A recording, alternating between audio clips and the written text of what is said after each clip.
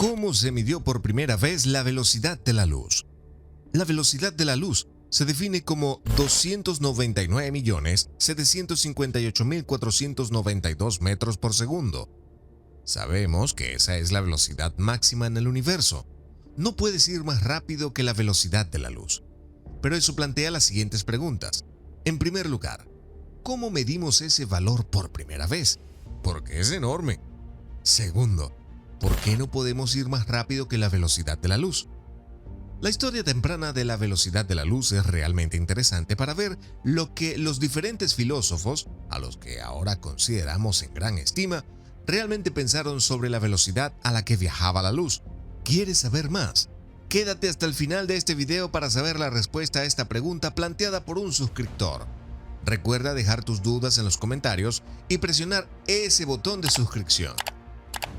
Aristóteles, por ejemplo, ni siquiera creía que la luz tuviera una velocidad porque no pensaba que la luz estuviese en movimiento, sino solo la presencia de algo. Euclides y Ptolomeo en realidad argumentaron que la luz proviene de nuestros propios ojos, lo que nos permite ver las cosas. Entonces Garza de Alejandría usó esa hipótesis para decir, bueno, si la luz viene de nuestros ojos, entonces la velocidad de la luz debe ser infinita, porque cuando abrimos los ojos, vemos cosas muy distantes de inmediato, como estrellas en el cielo. Su argumento obviamente era erróneo, porque sabemos que nuestros ojos no producen luz, sino que detectan la luz. En el siglo XVII los mismos argumentos seguían en pie. Tanto Kepler como Descartes pensaron que la velocidad de la luz debía ser infinita. Entonces, probablemente sea hora de que alguien encuentre una forma de intentar medir la velocidad de la luz. En 1638, Galileo Galilei realmente ideó una forma en que podíamos medir lo que involucraba a dos personas que registraban el momento en el que se encendía una linterna. Ahora, una persona estaría de pie justo al lado de la linterna y la otra persona estaría a 1 milla de distancia. Ambos anotarían la hora exacta en la que vieran la luz de la linterna cuando la viesen. Ni Galileo ni la gente de la academia en Florencia encontraron ningún retraso un par de décadas después. Así que el experimento fue básicamente inconcluso. Podría significar que la velocidad de la luz era infinita, pero también, como argumentó Galileo, podría significar que fue increíblemente rápida a la que viajó. Una década más tarde, en 1676, había un astrónomo danés que trabajaba en el observatorio de París llamado Olay Roma. Él estaba muy interesado en observar una de las lunas de Júpiter, Io, y específicamente tratando de predecir cuándo sería su próximo eclipse, es decir, el punto en el que Io pasa por la sombra de Júpiter proyectada por el Sol y se puede ver desde la Tierra. Ahora, se sabía que la órbita de Io era de unas 42 horas y media alrededor de Júpiter, así que cada 42 horas deberías poder observar uno de estos eclipses. Olay Roma quería predecir con precisión cuándo iba a ocurrir esto, pero dadas las grandes distancias entre la Tierra y el Sol y Júpiter, Roma realmente pensó en esto y dijo que si la velocidad de la luz no fuera infinita, entonces vería un retraso en el tiempo en el que ocurren los eclipses, dependiendo de si la Tierra se aleja más de Júpiter entre dos eclipses o si se acerca a Júpiter entre dos eclipses. Entonces, por ejemplo, dijo que si resulta que la velocidad de la luz viaja de un lado a otro de la Tierra en un segundo, es decir, un diámetro de la Tierra por segundo, entonces en 42 horas, dada la velocidad a la que se mueve la Tierra, el Sol habrá recorrido unos 210 diámetros terrestres. Entonces, la luz tiene 210 diámetros terrestres adicionales por recorrer. Tardaría unos 210 segundos, que son unos 3 minutos y medio.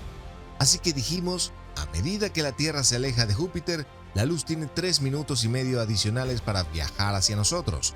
Es decir, veríamos un retraso de 3 minutos y medio. Luego, cuando nos estamos moviendo hacia Júpiter en nuestra órbita, nos habríamos movido 210 diámetros terrestres adicionales. Así, la luz del eclipse nos llegaría 3 minutos y medio antes. Entonces, en comparación con, digamos, junio y diciembre, los tiempos de los eclipses podrían diferir en hasta 7 minutos. Ahora, Roma cronometró muchos de estos eclipses en diferentes épocas del año y desafortunadamente no encontró una diferencia entre eclipses sucesivos, al menos dentro del área de medición que tenían los cientos de posiciones de Io y su equipo de cronometraje. Sin embargo, el salto de Roma provino del hecho de que se dio cuenta de que este efecto sería acumulativo durante muchos eclipses a medida que la Tierra se alejaba y se acercaba a Júpiter. Así que Roma usó los tiempos entre 30 eclipses para calcular el periodo orbital de Io y encontró una diferencia de 32 segundos cuando hizo eso. Ahora, 32 segundos no parece mucho, pero son más de 30 órbitas sucesivas.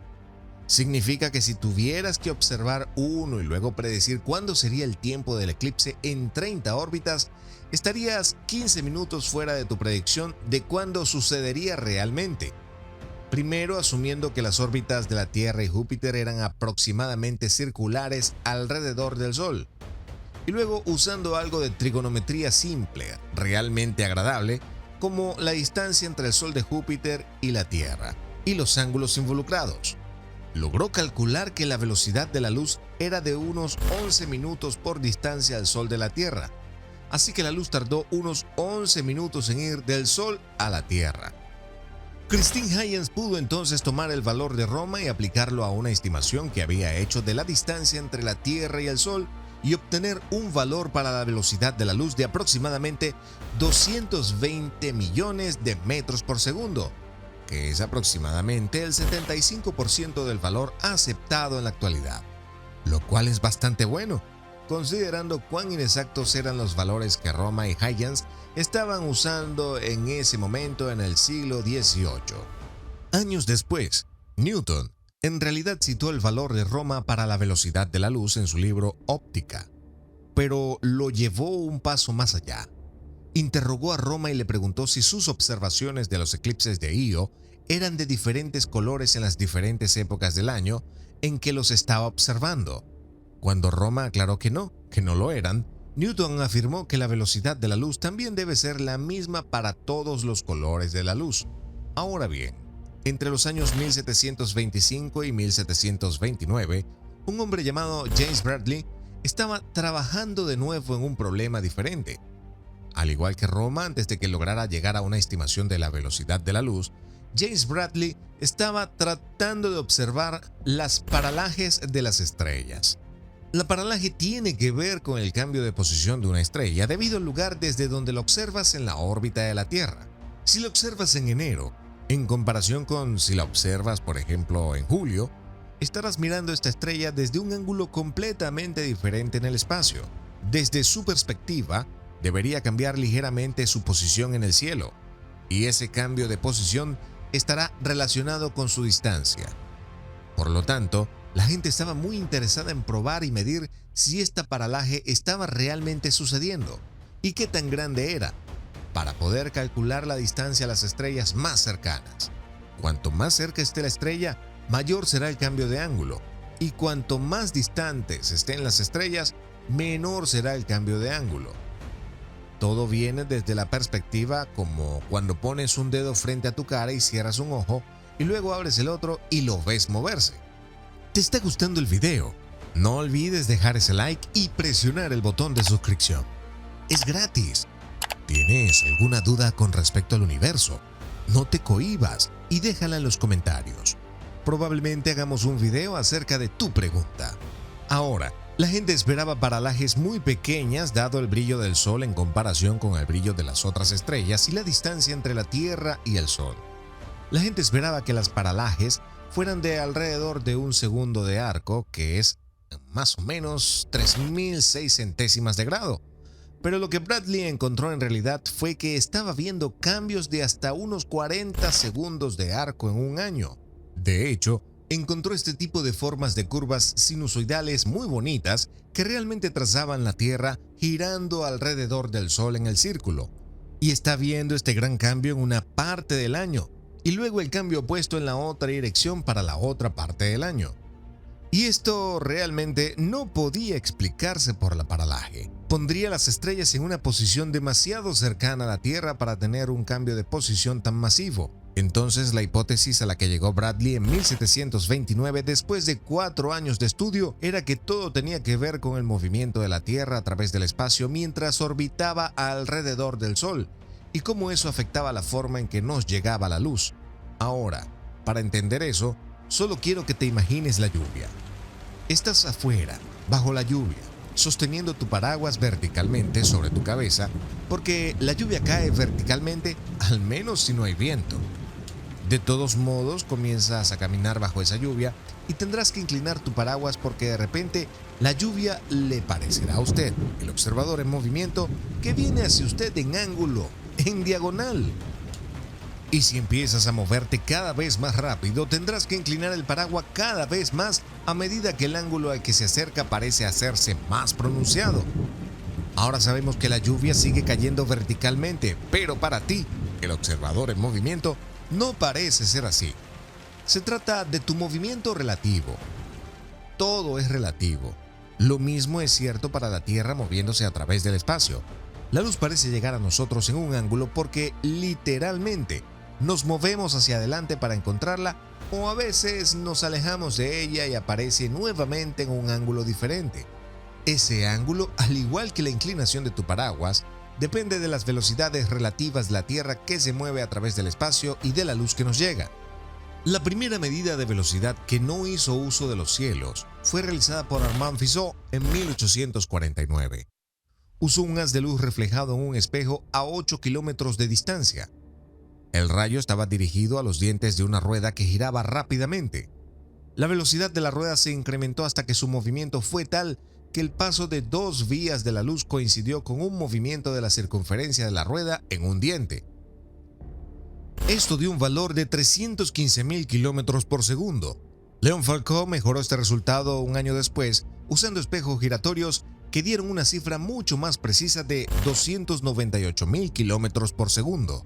Su técnica fue lo suficientemente buena para confirmar que la luz viaja más lentamente en el agua que en el aire. Después de que Maxwell publicara su teoría del electromagnetismo, se hizo posible calcular la velocidad de la luz indirectamente midiendo la permeabilidad magnética y la permitividad eléctrica del espacio libre. Esto fue hecho por primera vez por y Coleridge en 1857. En 1907, Rosa y Dorsey obtuvieron 299.788 kilómetros por segundo de esta forma. Era el valor más exacto en ese momento. Posteriormente se emplearon muchos otros métodos para mejorar aún más la precisión de la medición de la velocidad, por lo que pronto se hizo necesario corregir el índice de refracción del aire. En 1958, Freund obtuvo un valor de 299.792,5 km por segundo utilizando un interferómetro de microondas y un obturador de celda de Kerr. Después de 1970, el desarrollo de láseres con una estabilidad espectral muy alta y relojes de cesio precisos hicieron posible mediciones aún mejores. Hasta entonces, la definición cambiante del metro siempre se había mantenido por delante de la precisión en las mediciones de la velocidad de la luz. Pero en 1970 se había llegado al punto en el que se conocía la velocidad de la luz con un error de más o menos 1 metro por segundo. Se volvió más práctico fijar el valor de la velocidad de la luz en la definición del metro y usar relojes atómicos y láseres para medir distancias precisas. Hoy en día se define que la velocidad de la luz en el vacío tiene un valor fijo exacto cuando se expresa en unidades estándar. Desde 1983, el metro se define por acuerdo internacional como la distancia recorrida por la luz en el vacío durante un intervalo de tiempo de 1 sobre 299.792.458 de segundo. Esto hace que la velocidad de la luz sea exactamente 299.792,458 km por segundo. Además, debido a que la pulgada ahora se define como 2,54 centímetros, la velocidad de la luz también tiene un valor exacto en unidades imperiales. Esta definición solo tiene sentido porque todos los observadores miden que la velocidad de la luz en el vacío tiene el mismo valor, un hecho que está sujeto a verificación experimental. Todavía se necesitan experimentos para medir la velocidad de la luz en medios como el aire y el agua. Si te ha gustado el video, no olvides dejar ese like y compartirlo con tus amigos. Tampoco olvides suscribirte para que siempre estés al tanto de nuestros nuevos videos. ¡Hasta pronto!